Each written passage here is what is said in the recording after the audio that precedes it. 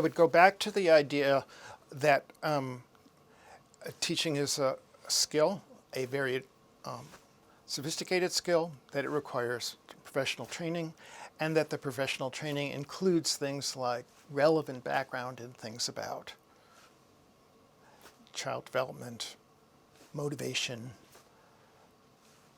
language, how reading works, and so on. I would go back to the idea that just like in other professions, there's a certain body of knowledge that teachers need to know as preparation for going out to do this difficult job. I would abandon the idea that teachers can't be taught to teach, which is so prevalent in schools of education. Of course they can be taught to teach.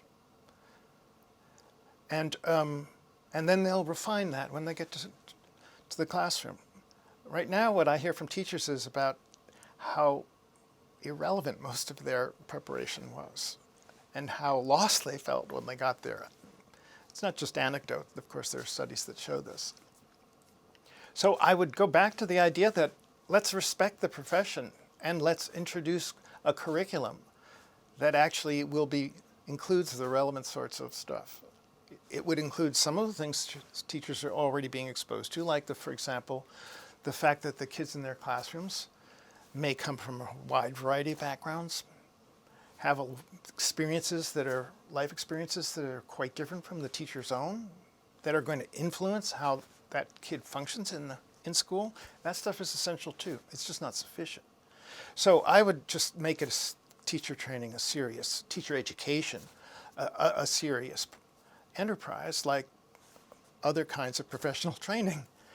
And to the people who say it's just something you learn on the job, that's just not okay. That's like saying learning to drive is just something you do by doing it. Or, becoming a doctor, well, you just learn that on the job. Let's recognize that teaching is also a skill that requires elaborate sorts of an elaborate set of abilities, and that people need some preparation for the job. And of course, we can provide it because we know quite a lot that's relevant.